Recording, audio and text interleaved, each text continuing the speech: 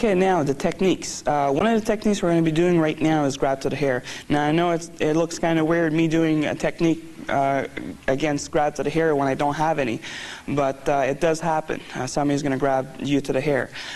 Just to tell you a story about this, we went to a tournament last year, and actually one of the self-defense stuff that was asked for us to do was a self-defense against a gun, a self-defense against a knife, and I was stuck with self-defense against grab to the hair. So from here, person is going to grab your hair. One, now you got to use your imagination here. Person's grabbing your hair. One thing you want to do is you want to immobilize the hand. From here, you want to strike and leave your hand here.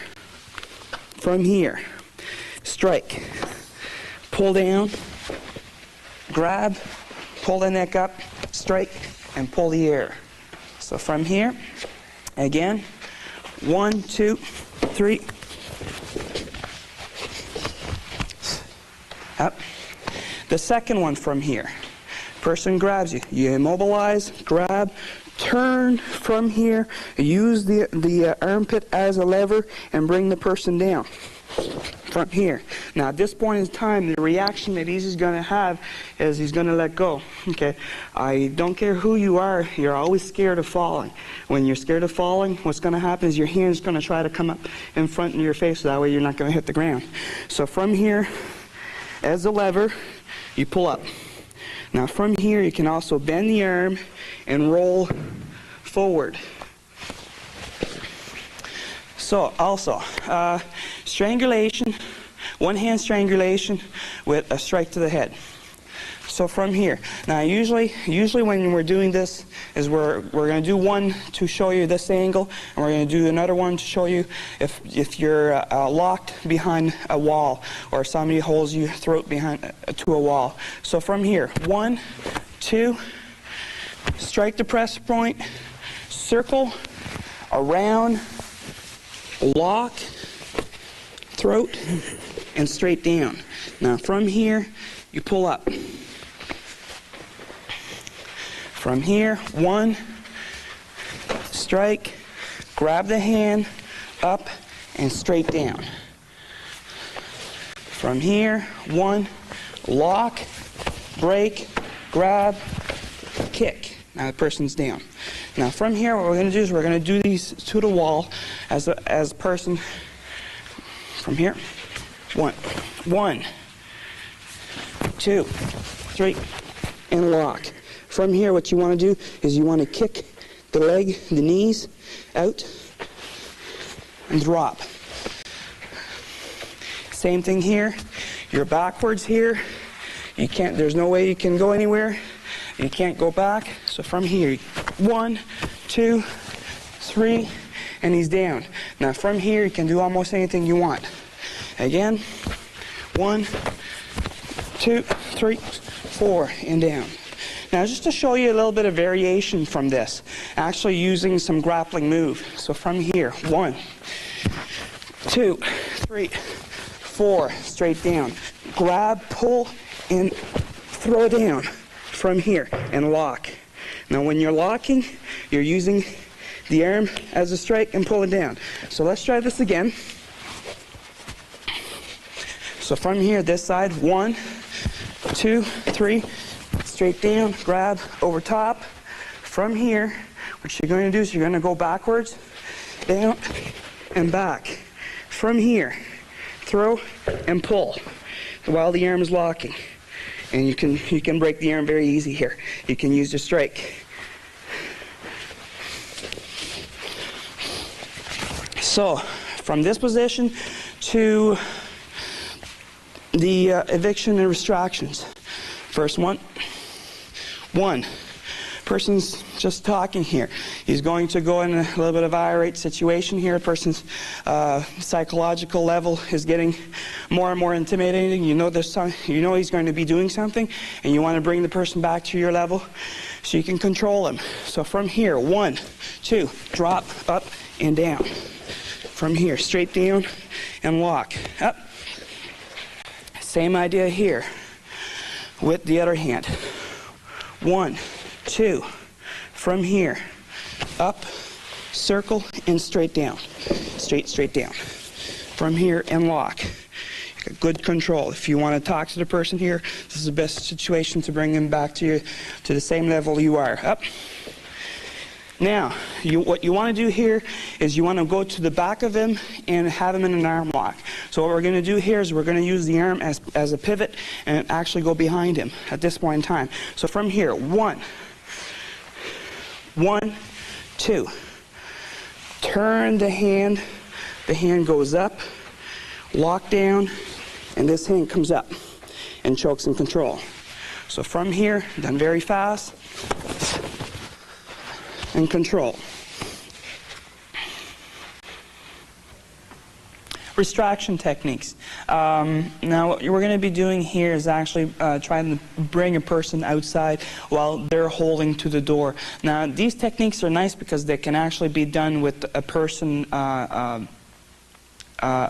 holding on to a cell for protective services. So from here, person's in, you can't move them.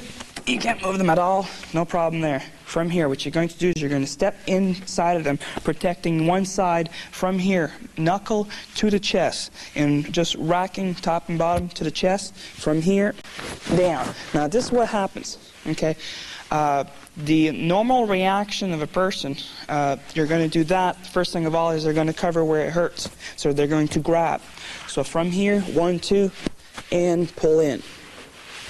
Now the second one to this one is the person's here and you can't really grab them because they're too big. So from here, 1, you're going to grab the inside of the leg, protecting one side, going for the fingers or the thumb.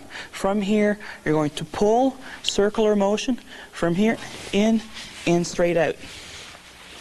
Now, same idea here. From here, 1, 2, and out. Okay. Now, person has the pressure point inside the leg from here, going inwards, bang, person drops, and you just push them towards. Now from here, person stands, stand normal, from here, go for the wall.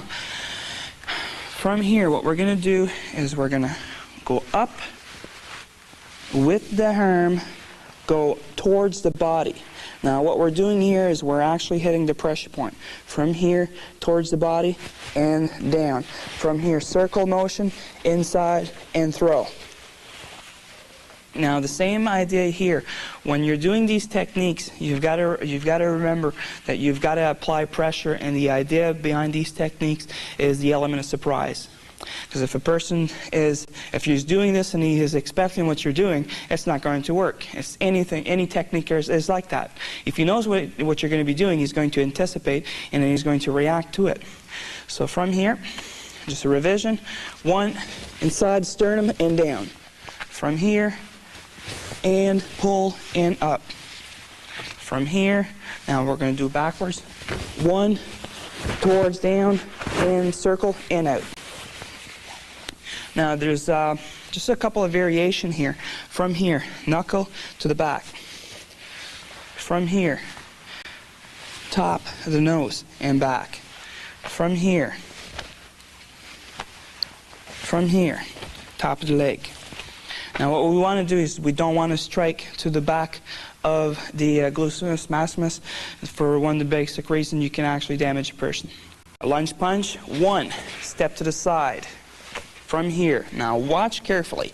From here, now if he doesn't over-rotate, if he doesn't rotate here, what's going to happen is he's going to break his wrist, and when he actually falls, this is going to disconnect, this is going to disconnect, and this is going to disconnect. The reason why he's learning to fall properly, so that way he can come back and attack me. Okay, and this actually in the street, if you learn to fall properly, if you're actually pushed or something like that, you can get up and finish your opponent as fast as possible. So from here, now as you see at this position, he's all curled up, leg like this. Okay, so back, standing up. Now with the Maichigeri, from here. 1, inside, and from here. Now, what's going to happen here is same idea here. Now, this fall can be done from this position to a throw. So from here, 1, 2. Now, same idea here. He has to be like this. If he doesn't keep his back straight, the thing that's going to touch first is his lower back. So if he hurts his lower back, he's not going to be able to stand up. Up. Now, with the Jijigatami, what we're going to do is we're going to use a basic judo fall osotogeri, and we're going to put him into Jijigatami. So from here, 1, shoulder, shoulder, up and down. Now from here, hand straight up, kick the back so that way it's straight. From here, heel on the throat, the hand straight up. What you're going to do is you're going to lean straight backwards. From here, 1 and 2. Now from here, what's going to happen here is his elbow is on my hip. Now what I'm doing here is I'm going to pivot my hip so that way I'm overextending the arm. I'm keeping the hand palm open facing upwards. So from here, locking and straight up. Now also there's another way of doing this. 1, 2. Straight up, and what I'm doing here is I'm stretching outwards. Up.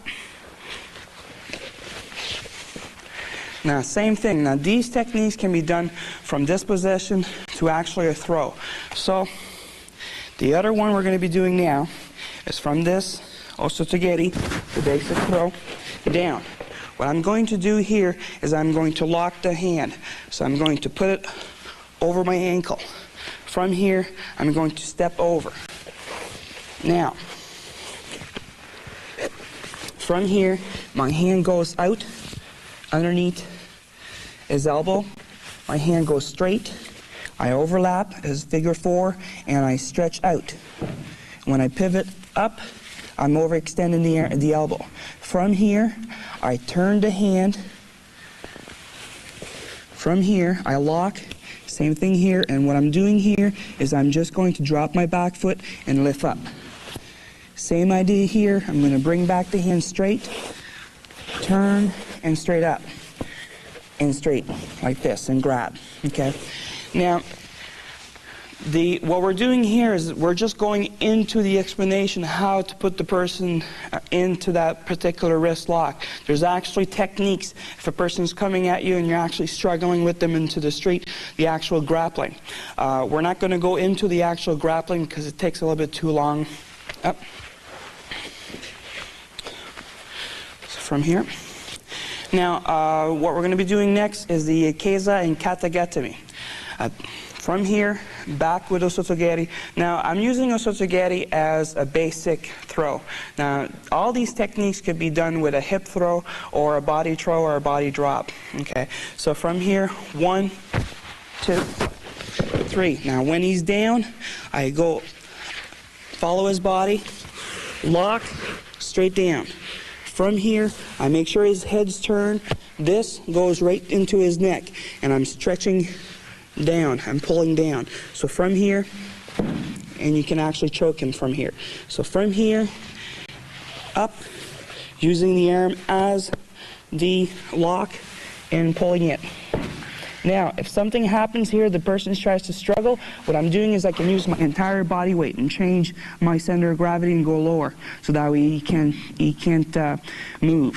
From here, also at this position, just to show you a little bit of variation. 1, 2, use my elbow inside of his throat. From here, lock. What I'm going to be doing is this knee is going to be pulling up, this knee is going to be pulling down, so that way it's overextending the elbow. So from here, lock, grab, and pivot.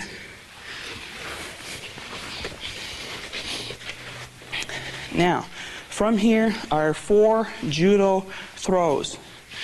From here, 1, up, straight up, the arm. Now, the same thing here with the hip throw, ogushi. What you want to do here is you want to bring the person over your back and use your legs to lift, okay? If you ask any Physiotherapists, when you're lifting something, you're not lifting something with your back, you're using your leg. Same idea here. You can't lift this person using your back, you have to use your leg. Because if you're looking at somebody that's 280 pounds, if you're not doing the technique properly, you're not going to be able to do it. You're going to get seriously hurt. So from here, 1, 2, curl up, my knees are bent, I lift up, and I throw. Now from here, same idea here. I can use the Jujigatame, okay? Or I can go into Keisagatame. Up. From here, 1, I use the sleeve of the gi. From here, if he wants to go ahead and attack me with the other arm, I can block from here, use the arm, pull up.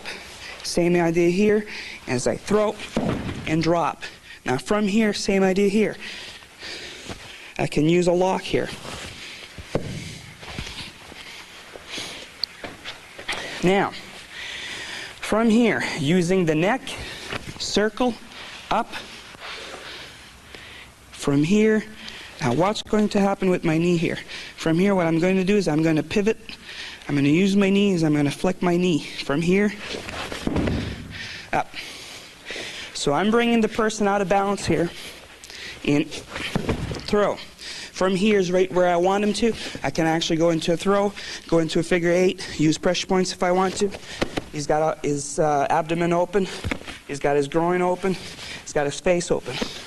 So from here, now the other one, 1, 2, from here, and throw. And the same idea. The difference between this one and the other one I just did is the knee positioning. From here, knees bent, and I lift. So I'm actually pushing his leg backwards, so that way he's landing right here. When you're doing these throws, the person shouldn't land that way, far from you. It should actually fall in front of you. So that way when you're doing it, you don't have to struggle and finish your technique when the person's far away. You should be falling in front of you, so that way you can destroy him as fast as possible. The idea behind jiu-jitsu. From here, 1, 2, 3, and up.